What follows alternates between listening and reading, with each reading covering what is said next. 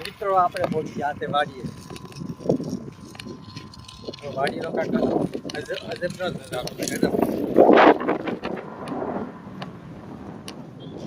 તો જવાનું છે આપણે મળવા.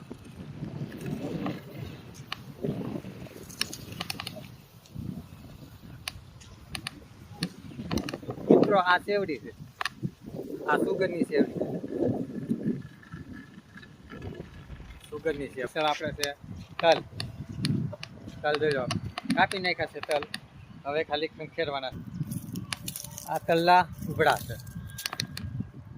અમારી ભાષામાં તો ઉબડા કહે, તમારે શું કહેતા હોય તો જરા કમેન્ટ કરી દીજો. અમારે તો આને ઉબડા કહે. જોઈ લો આ કમેન્ટ. મજા જ આવ્યા કરે. આપણો હાથો ને હાથો આપણો બ્લોક છે. આ પાછળ છે આપણે ભીંડો. કેમ છે ભીંડો?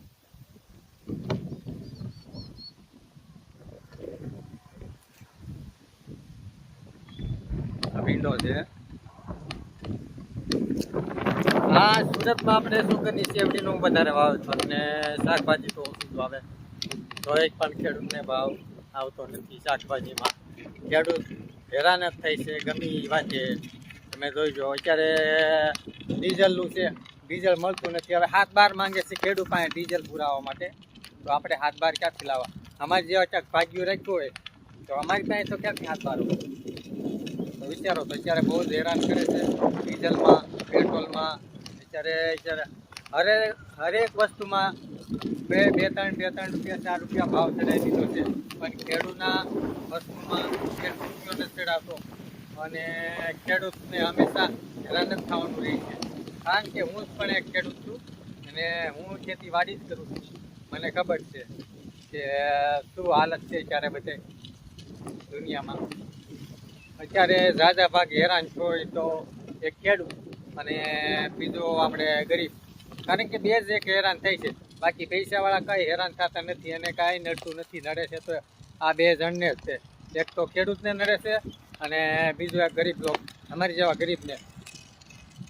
કારણ કે આખા દિને 300 રૂપિયા દાડી આવતી, એમાં ભાવ કેટલો છે? 300નું શું આવે તમે જ વિચારો. 300-400નું અત્યારે કાંઈ આવતું નથી. એટલે હેરાન થવાનું છે આ બધું. અને વોટ જોતવા અત્યારે બધા આમ કરી દેવું તેમ કરી દેવું, એમાં આવીને બધા ફાંકા ચીકી મારી જાય છે. બાકી ચૂંટણી પતે ત્યારે કોઈ ગરીબને ગણતું નથી અને કોઈ ખેડૂતને ગણતું નથી. આમાં ફાવે છે તો બસ અમીર.